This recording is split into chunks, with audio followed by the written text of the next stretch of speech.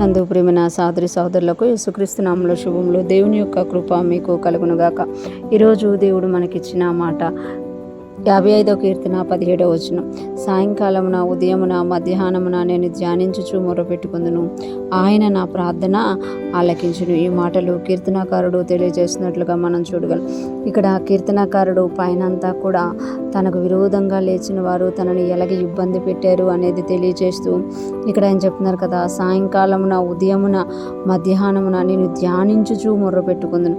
ఈరోజు మనము ఎన్నిసార్లు ప్రార్థన చేస్తున్నాము అనేది మనల్ని మనం ప్రశ్నించుకోవాలి. దావీదు మహారాజు అయితే 3 సార్లు చేస్తున్నట్టుగా చెప్తున్నారు. ఆయన సాయంకాలమున ఉదయమున మధ్యాహ్నమున అంటే మనం 3 పూట్లు ఎలాగైతే భోజనం చేస్తామో దావీదు మహారాజు గారు అలాగ 3 సార్లు ప్రార్థన చేస్తున్నట్టుగా ఇక్కడ మనకి తెలియజేస్తున్నారు. సాయంకాలమున ప్రార్థన చేస్తున్నారంట, మళ్ళీ ఉదయం లేవగానే ప్రార్థన చేస్తున్నారు, మళ్ళీ మధ్యాహ్నంలో ప్రార్థన చేస్తున్నారు. ప్రార్థనే కాదు, నేను ధ్యానించుచు మొర్రపెట్టుకుంటున్నాను అంటే వాక్యాన్ని ధ్యానిస్తున్నారు, మొర్రపెట్టుకుంటున్నారు. ఈరోజు మనము ప్రార్థించే వారిగా ఉంటే వాక్యాన్ని ధ్యానించలేకపోతున్నాం, వాక్యాన్ని ధ్యానిస్తే ప్రార్థించలేకపోతున్నాం. కానీ దావీదు మన ప్రార్థనా జీవితాలకు ఒక గొప్ప రోల్ మోడల్గా ఉన్నట్టు మనం చూడగలమంట. దావీదు గారిలాగే మనం కూడా మన ప్రతి పరిస్థితిలోనూ సాయంకాలము ఉదయము మధ్యాహ్నము ధ్యానించుచు మనం మొర్రపెట్టుకున్నట్లయితే ఆయన ప్రార్థనని ఎలాగైతే దేవుడు ఆలకించాడో ఆయన నా ప్రార్థనను ఆలకించను అని ఉంది ఇక్కడ. అలాగే దేవుడు మన ప్రార్థనలు కూడా ఆలకించే దేవుడుగా ఉన్నారు అని ఇక్కడ మనకి తెలియజేయబడుతుంది. మన ప్రతి పరిస్థితిలో కూడా దేవుని దగ్గర జవాబు ఉంటుంది. కానీ మనం ఎప్పుడైతే దేవుని దగ్గరికి వెళ్తామో ఆ జవాబును మనము పొందుకుంటాము. కొన్నిసార్లు మనం దేవుని దగ్గరికి వెళ్ళకుండా ఆటంకపరచబడుతుంటాం. అలాంటప్పుడే మన జవాబులు ఆలస్యమైతే దావీదు మహారాజులాగా మనము 3 సార్లు ప్రార్థించేవారుగా ఉంటే దేవుడు మనకు ఖచ్చితంగా జవాబిస్తారనమాట. అంటే ధ్యానిస్తూ మొర్రపెడుతున్నారట.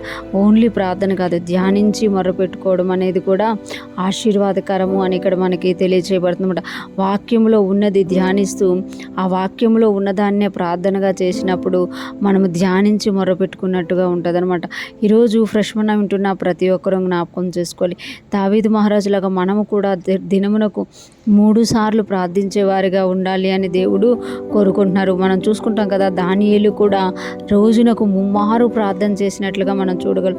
అతని ఎదుటికి శత్రువు వచ్చిన, సింహాల బోను వచ్చిన అతడు ధైర్యంగా వెళ్ళాడు. ఎందుకు అనంటే అనుదినము అతడు సేవిస్తున్న దేవుడి గురించి అతనికి తెలుసనమాట. ఈరోజు ఫ్రెష్ మన్నా వింటున్న మనము కూడా మనం సేవిస్తున్న దేవునికి గురించి మనకు లోతుగా తెలియాలి. ప్రతి పరిస్థితిలోనూ మనము ఎదుర్కోగలగాలి అని అంటే మనము కూడా 3 సార్లు ప్రార్థించే వారంగా ధ్యానించే వారంగా ఉన్నప్పుడు మన ప్రార్థనలు ఆలకించి దేవుడు మనకు జవాబునిస్తారు. ఈ యొక్క 6వ నెల మొదటి తేదీలో దేవుడు మనకు తెలియజేస్తున్నారు కదా, మనము దావీదు మహారాజులాగా దానియేలు గారిలాగా ధ్యానించుచు 3 సార్లు ప్రార్థించుకున్నప్పుడు దేవుడు మన మనవ ఆలకించి మనకు జవాబులు ఇచ్చి ఆయనకి ఇష్టమైన రీతిలో మనల్ని మలచి నడిపించే దేవుడుగా ఉన్నారు. అటువంటి గొప్ప కృప మనందరికీ కలుగునుగాక. దేవుని యొక్క ఆశీర్వాదమును పొందుకొని ఈ నెలంతా మీ జీవితకాలం అంతా దేవునిలో వర్ధిల్లుదురుగాక. ఆమేన్.